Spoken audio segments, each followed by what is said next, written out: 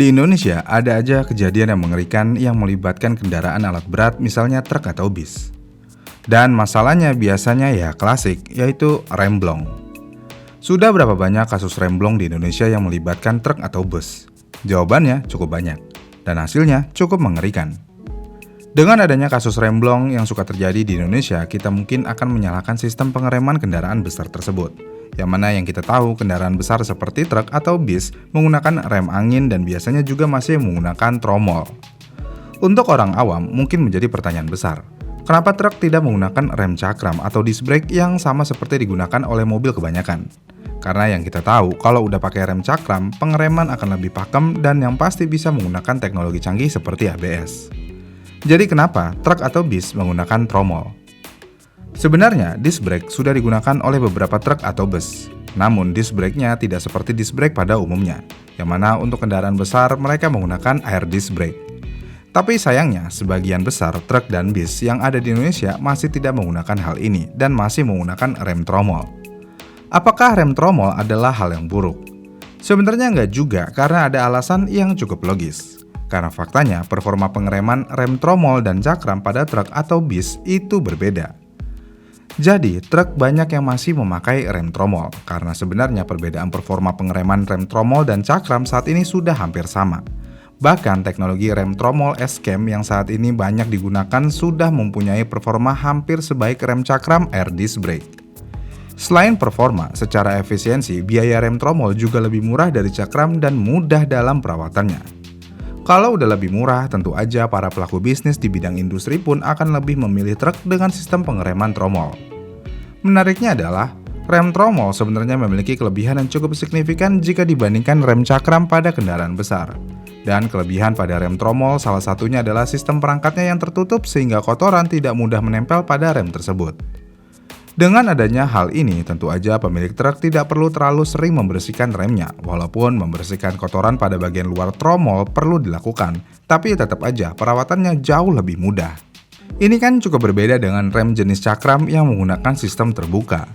Kalau pakai rem cakram, tentu aja kotoran lebih mudah menempel. Dan jika mengingat truk biasanya cukup kotor karena sering ke tempat-tempat yang jalanannya masih kurang bagus, disc brake menjadi tidak efisien. Kemudian, rem tromol juga dapat menahan beban yang cukup besar sehingga masih banyak digunakan pada kendaraan bermuatan berat seperti truk dan mobil pertambangan. Lalu, rem tromol juga memiliki kinerja yang lebih lembut dan rem tromol memiliki keunggulan dalam hal area kontak yang lebih luas dibandingkan rem cakram. Dengan adanya gesekan pada rem tromol yang didistribusikan di seluruh permukaan dalam tromol, ini tentu aja bisa menyebarkan panas yang dihasilkan lebih merata. Dan tentu aja hal ini dapat membantu rem tromol bertahan lebih lama dan mencegah keausan yang cepat, bahkan saat digunakan secara intensif. Ditambah lagi, air brakes jauh lebih cocok untuk pengereman tromol daripada disc brake. Kenapa hal ini bisa terjadi? Jadi, sistem pengereman udara ini lebih cocok untuk rem tromol karena desain tromol memungkinkan penggunaan tekanan yang lebih besar untuk menghasilkan gaya gesekan yang diperlukan. Selain itu, jenis rem udara juga memiliki keunggulan penting lainnya. Jika terjadi kebocoran udara atau kerusakan pada sistem, rem tromol secara otomatis akan mengunci kendaraan, yang berarti ini bisa memberikan keamanan tambahan. Sampai titik ini kita bisa menyimpulkan kalau tromol adalah hal yang terbaik di truk atau bis. Namun apakah disc brake tidak bisa digunakan sama sekali di truk atau bis? Sebenarnya bisa-bisa aja, tapi lebih disarankan tidak, karena mau bagaimanapun disc brake memiliki kelemahan yang cukup besar jika digunakan di kendaraan besar. Dan masalah utama rem cakram pada truk adalah kemampuan mereka untuk menangani panas ekstrim secara konsisten. Dalam truk yang membawa beban besar, pengereman akan menghasilkan panas yang jauh lebih tinggi jika dibandingkan mobil penumpang. Dan rem cakram meskipun efisien dalam kondisi normal, namun rem cakram lebih rentan terhadap overheating atau kelebihan panas saat digunakan terus-menerus. Misalnya saat turun dari jalan menurun yang panjang. Dan ketika rem cakram terlalu panas, daya cengkramnya akan berkurang. Yang mana hal ini sering disebut dengan brake fade. Tentu aja, hal ini bisa berbahaya bagi truk yang membawa beban berat. Jadinya jelas ya, tromol adalah yang terbaik untuk saat ini. Apalagi perawatannya juga jauh lebih murah daripada disc brake. Namun apakah selamanya truk dan bis akan menggunakan rem tromol? Sebenarnya enggak juga, karena dunia semakin maju berarti fitur keselamatan terus dikembangkan. Yang mana dalam beberapa tahun terakhir, adopsi rem cakram pada truk, terutama di wilayah seperti Eropa, di mana peraturan keselamatan yang ketat mendorong inovasi teknologi, rem cakram pada truk modern sudah dilakukan dengan cara menggunakan material dan desain yang sudah jauh lebih modern untuk menangani panas yang lebih tinggi, dan juga sudah dilengkapi sistem pendinginan yang lebih baik. Namun, untuk truk yang beroperasi di medan berat atau membawa muatan ekstrim, rem tromol masih menjadi pilihan utama. Jadi ya, peralihan dari tromol ke cakram akan bergantung pada jenis truknya, kebutuhan operasi, dan regulasi. Namun, jika rem tromol adalah hal yang lebih baik dari cakram, kenapa ada kejadian remblong untuk truk atau bis? Sebenarnya, masalah remblong pada truk atau bis di Indonesia bukan karena penggunaan rem tromol, melainkan lebih berkaitan dengan beberapa faktor teknis, operasional, dan manusianya.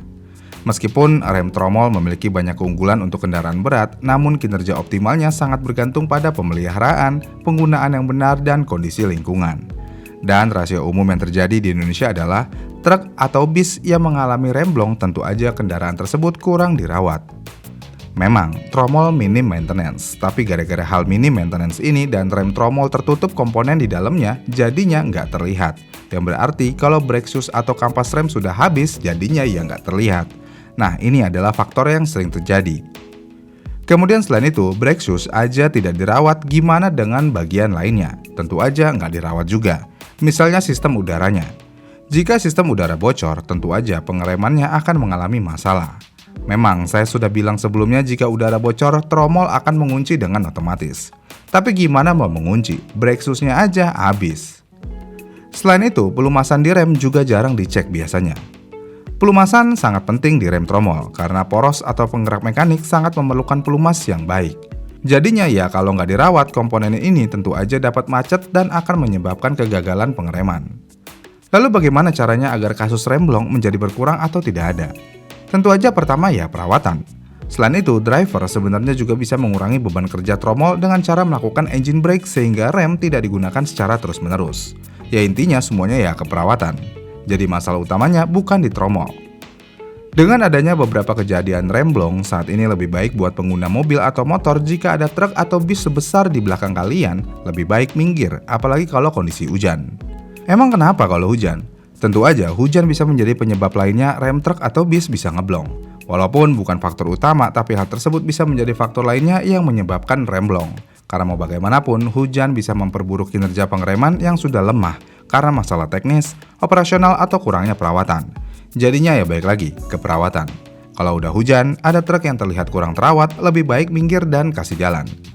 Tampilan truknya aja nggak dirawat, gimana remnya? Kemungkinan besar ya kurang dirawat juga. Iya kan? Itulah alasan kenapa truk menggunakan tromol, tidak menggunakan rem cakram. Gimana nih menurut kalian? Komen di kolom komentar di bawah ya, dan sampai jumpa di video selanjutnya.